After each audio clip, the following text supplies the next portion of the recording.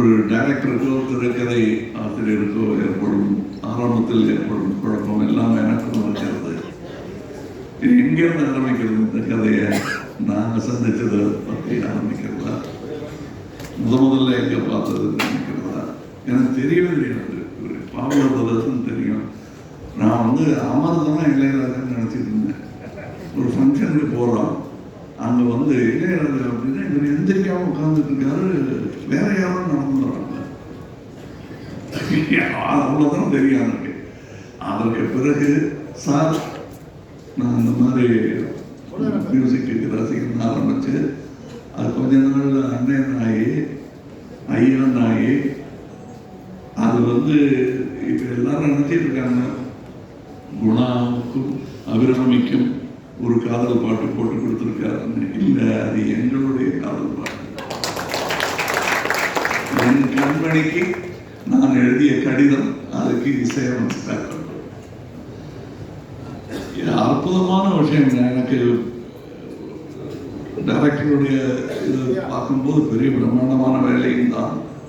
அந்த இளையராஜா அவர்கள் எனக்கு பாடும்போது ஒரு சன்னியாச மந்திரம் பாட வேண்டிய நேரம் வந்தபோது ஒன்றும் பாடலாம் முயற்சி விட்டாங்க, விட்டுருங்க அதெல்லாம் வரும் அப்படின்னால பாடலில் ஒரு பெரிய கிளாஸ் அன்னைக்கு எனக்கு கிடைத்தது.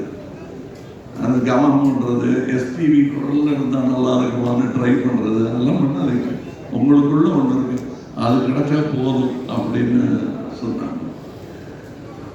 அந்த மாதிரி ஈஸியாக இருக்கணுங்கிறது தான் அவரே உங்களுக்கு கொடுக்க போகிறாரு அந்த அட்வைஸை. அதை நானும் சொல்லுகிறேன். ஈஸி.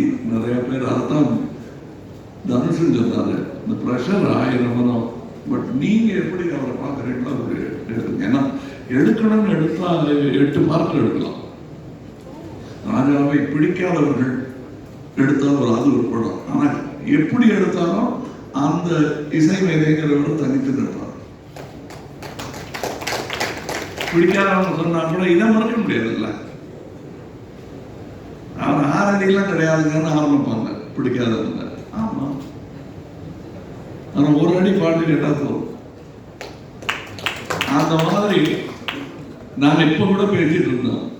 அது பொறாமை பிடித்தவர்கள் நல்ல வேலை எனக்கு இசையில புரியும், தவிர பெரிய பேராசை ஒன்றும் கிடையாது. அதனால எனக்கு அவர் வீட்டில் பொறாமையே கிடையாது. அவர் செய்யறதெல்லாம் நானே செஞ்சிட்ட மாதிரி சந்தோஷம் எனக்கு. அதாவது எங்க அப்பாவுக்கு பாடவே வராது. சரிகம பதனிசாவை சானிதப்பா மகரிஷா பாடக்கூடிய அளவுக்கு தான் சங்கீதம் தெரியும். ஆனால் ரசிப்பார்.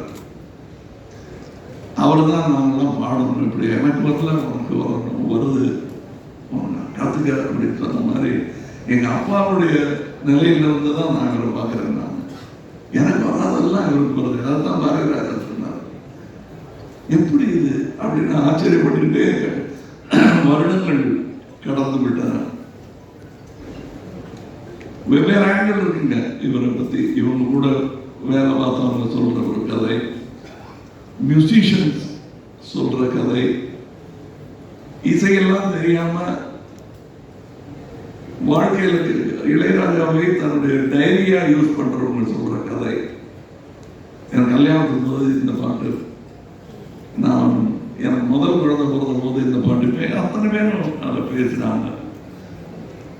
ஒரு நான் இப்ப எல்லாரும் சொல்லும் போது இவர் வாழும் காலத்தில் நான் இன்று பிறக்கவே இல்லை என்றாலும் இன்னும் ஒரு 100 வருஷம் கழித்து பிறந்திருந்தாலும் அவர் வாழும் காலத்தில் தான் வாழ்ந்திருப்பேன். ஏன்னா அவர்கள் இசைதான் அப்பவும் இருக்கு. அதுக்கு ஒரு உதாரணம் சொல்லணும்னா, நான் அவர் ரசிக்கும் ஒரு அமேடியஸ் மொசார்ட் என்ற படத்தில் ஒரு வைபவதிக மியூசிஷியன் ஒருத்தர் இருப்பார். யாரும் அந்த காலத்தில் பெரிய ஆளுக்கு அவர் அப்படின்னு சொல்லி அவர் உட்கார்ந்துருப்பார். அவர் மனநிலை சரியில்லாமல் உட்கார்ந்துருப்பார். அவரை பார்க்க ஒருத்தர் போவார். நீங்க பெரிய மியூசிஷியன் கேள்விப்பட்டேன், நான் பெரிய மியூசிக்லாம் போட்டிருக்கேன், கம்போசர் அப்படின்னு வாசிப்பாரு. இது நான் போட்டது கேட்டது இல்லையா? இன்னொன்று வாசிப்பாரு, கேட்டிருக்கீங்களா? அப்படின்னு கொஞ்ச நாள் மறைச்சிட்டு இன்னொன்று வாசிப்பாரு, கூடவே சேர்ந்து பாடுவார். ஓ, இந்த பாட்டு நீங்க பண்ணதானா? அப்படின்னாரு. அது இன்னொருத்தனுடைய பொறாமை அதில் கொந்தளிக்க அங்கிருந்து ஆரம்பிக்கும் பாடம்.